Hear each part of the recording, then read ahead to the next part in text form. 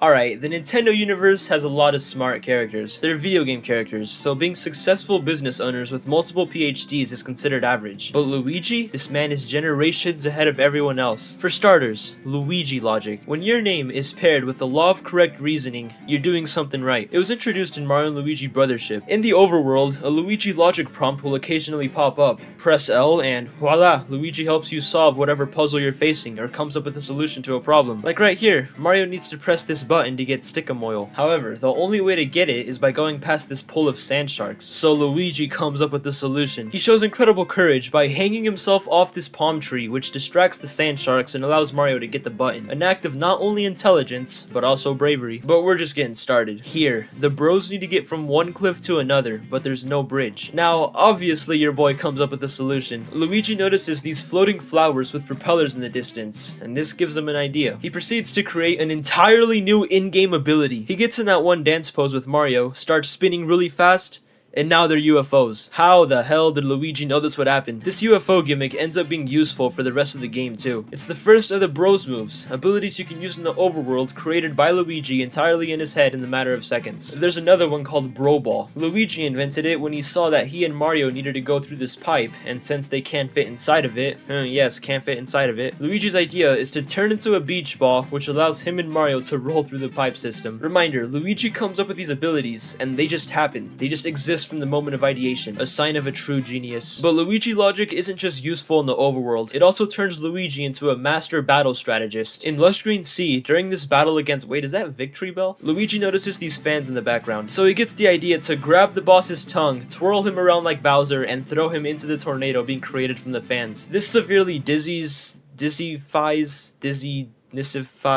he's dizzy. This stuns it for 2 turns, giving you free attacks. And then there's the fight against Sharpcask. Barrel McG here is conveniently on a conveyor belt during this boss fight, so Luigi runs over to this lever and starts moving him around under the even more convenient metal crates falling exactly where the boss can be moved. Stack up enough of these and this guy's getting crushed. Dizzy. He's getting dizzy. But this is only the beginning of Luigi's intellect. In Super Paper Mario, Luigi gets brainwashed and becomes known as Mr. L. Actually, we don't know who Mr. L is. He wears a mask, so we'll never know his true identity. And Luigi's gone too. How strange. Anyways, he's essentially a villain now. They turn Luigi into the bad guy. While brainwashed, this man builds an entire freaking robot by himself. This means Luigi designed the robot, sourced the components, fabricated the parts, assembled the hardware, programmed it, tested it, refined it, all while having it shaped like his head. He does this in the span of half the game too. And this robot he created, the Brobot, isn't just some ordinary machine. It can fly.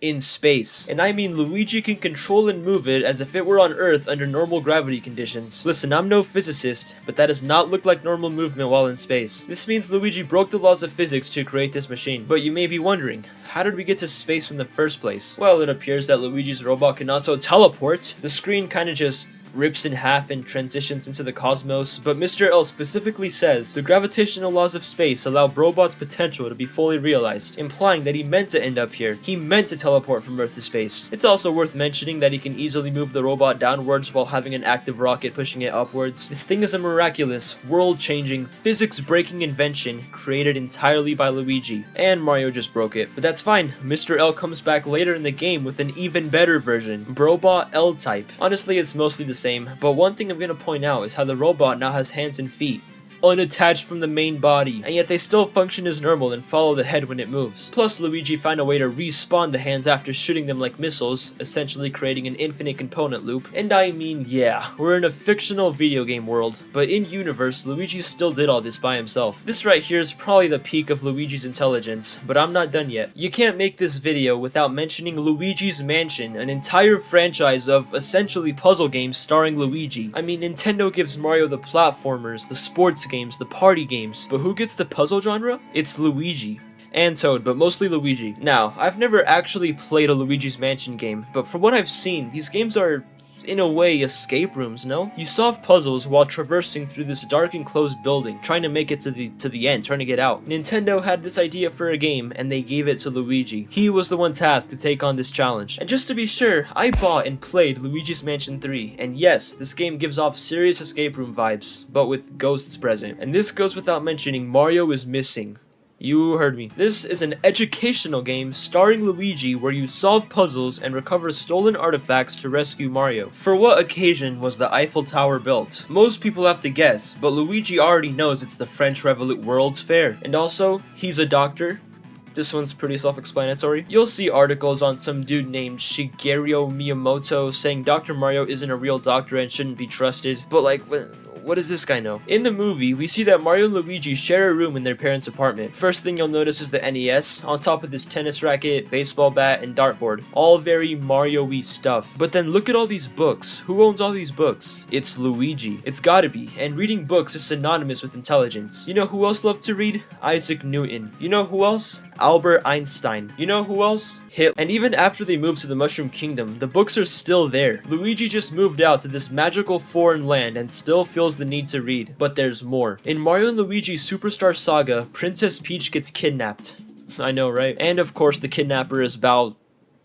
She wants Mario and Luigi to bring her the 4 pieces of the Beanstar or whatever, so they go and do it, but when it's time to hand them over, Luigi presents a fake Beanstar. But this Fawful character couldn't be tricked. He sees right through them and takes the real Beanstar. But this right here is where Luigi goes big brain. He and Mario have this incredibly convenient Princess Peach outfit in hand, so Luigi dresses up as Peach to trick Bowletta. The real Peach is in the clown car with her, but Luigi comes up and convinces her that he's the real Peach. He even has dialogue where he says, "The princess you kidnapped is an imposter." This means Luigi made a perfect Peach impression with the high-pitched voice and all to successfully pull off this trick. As such, Bowletta lets the real Princess Peach go and goes after the fake one. That's where they find out that this was Luigi the entire time. He starts running away and blocks off the path with these crates, and from there, gets away safely. Mario uses brute force to rescue Peach, but Luigi, he's all about the strategy. But there's one more instance of Luigi being a genius. The Mario and the Red Baron Koopa episode from the Super Mario Super Show. Bowser has a flying magic carpet, and with his wicked weather satellite, drops a snowstorm on Pasta Land. The crew and Toad try climbing a beanstalk to reach the satellite, but Bowser destroys it. So they get their own flying carpet, a fireproof carpet. Bowser destroys it with fire. So they get 2 more flying carpets, and build a makeshift plane with the carpets as wings, complete with 2 seats and a cannon in the back. Now, this wasn't just Luigi, but how in the world did the Mario Brothers do this? That's not all though. Now someone's gotta fly this thing, and of course it's Luigi operating an aircraft with no formal training. Not only does he take off with ease, but he does it in the middle of a snowstorm. Everything I'm fixing to say is happening in the middle of a snowstorm. Shortly after takeoff, Luigi does a loop with the plane and begins flying upside down. I'll now mention that nobody's wearing seatbelts, another instance of Luigi breaking the laws of physics. He proceeds to perform multiple aileron rolls, flies perfectly through Bowser's cloud, counteracts the force of gravity by stopping in midair, has his scarf still flap while completely stationary, does another loop to become parallel to Bowser, flies at the exact same speed as Bowser so Mario can shoot fireballs, and safely lands the plane with no runway.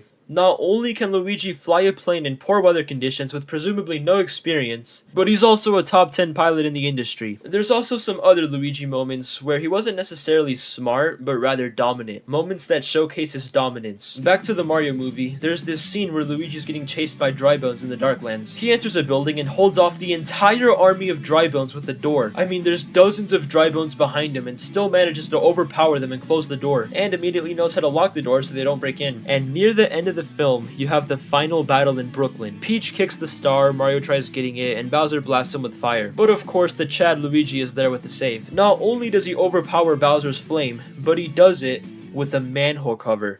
How did Luigi pick up that manhole cover? In New York City, a typical cast iron manhole cover weighs 200 to 300 pounds. That's 90 to 136 kilograms each. Luigi was able to pick one of these up and use it to block off the fire blast of an 8-foot tall magic turtle. He's either really susceptible to adrenaline rushes, or Luigi is the next John Cena. Also, the fact that Mario had all this training and practice from earlier, yet Luigi with no experience can still keep up with him in terms of platforming and battling.